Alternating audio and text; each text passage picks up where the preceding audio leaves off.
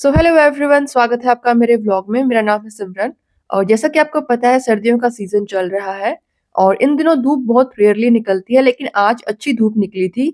सुबह जब मैं उठी तो काफी धुंध थी, बट अब मौसम क्लियर हो चुका था। नियरली 10 बजे का टाइम था ये।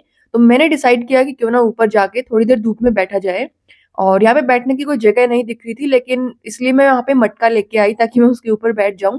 लेकिन फिर मुझे वहां पे एक बैठने की जगह मिल गई और मैं वहां पे जाके थोड़ी देर बैठ जाती हूँ। लेकिन ऊपर हवा चल रही थी और मुझे थोड़ी थोड़ी ठंड लगने लगी थी, इसलिए मैंने डिसाइड किया कि ऊपर नहीं, मैं नीचे ही बैठूंगी। और कुछ दिनों से बारिश भी चल रही थी, तो मौसम क्लियर नहीं था और मैंने मेथी सुखाई हुई थी। तो आज मुझे याद आया कि मैं उस मेथी को बाहर धूप में सुखा देती हूँ, इसलिए मैं चली जाती हूँ नीचे। सबसे पहले मैं ये चारपाई निकाल लेती हूँ ताकि किसी को बैठना होगा तो वो इस पे बैठ जाएगा, और फिर निकालते हैं दूसरी। और जो दूसरी चारपाई है उसके ऊपर मैंने ऑलरेडी मेथी को सुखा के एक चादर के ऊपर रख रखा है, बस बाहर वो धूप में लानी बाकी है।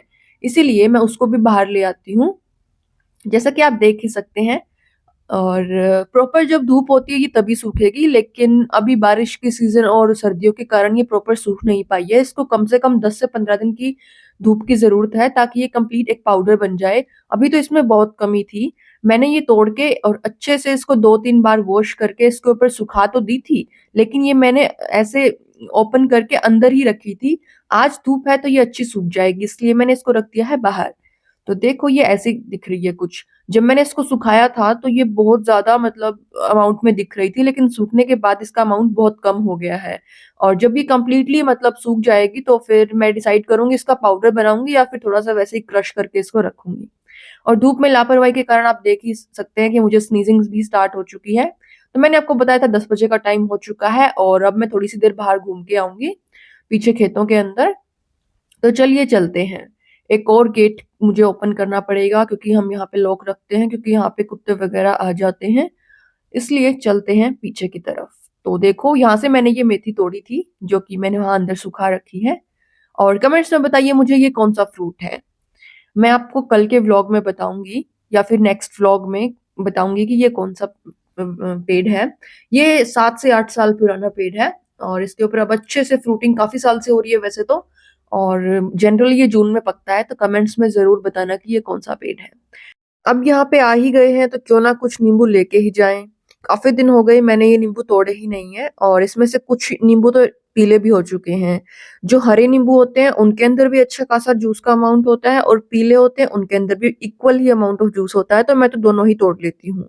ये जो पेड़ है इसके ऊपर छोटे नींबू लगते हैं, लेकिन जो इससे दूसरा एक पेड़ है उसके ऊपर काफी बड़े, इवन यू कैन से कि जो कीनू या फिर संतरे होते हैं उसके साइज के नींबू भी लगते हैं, मतलब इतने बड़े भी हो जाते हैं। लेकिन इसके जो नींबू होते हैं वो काफी छोटे होते हैं।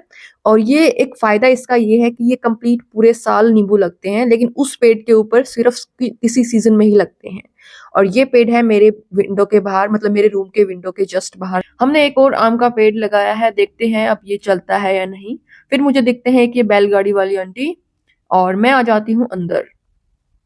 गांव में आजकल भी बैलगाड़ी यूज होती है। मुझे कभी कभार देखने को मिल जाती है, पर मैं इसमें बैठी नहीं हूँ कभी। बचपन में बैठी थी लेकिन अब बहुत टाइम हो गया है। तो चलिए नींबुओं को रख देते हैं। और टोटली कितने हो गए, आई थिंक 6 नींबू मैं लेके आई हूँ और इतना इनफ है मेरे लिए। अब मेरा बचा था बस एक ही काम, मुझे अपना जो पीने का पानी है वो धूप में रखना था। मैं इसको इस तांबे के जग में भर के और यहाँ पे दीवार पे रख देती हूँ। और इससे क्या होता है कि नेचुरल सनलाइट से ये गर्म हो जाता है। मुझे स्पेशल पानी गर्म करने की जरूरत नहीं है, जब भी मुझे प्यास लगती है तो मैं यहाँ पे आ जाती हूँ। तो मिलते हैं नेक्स्ट व्लॉग में, तब तक के लिए बाय बाय।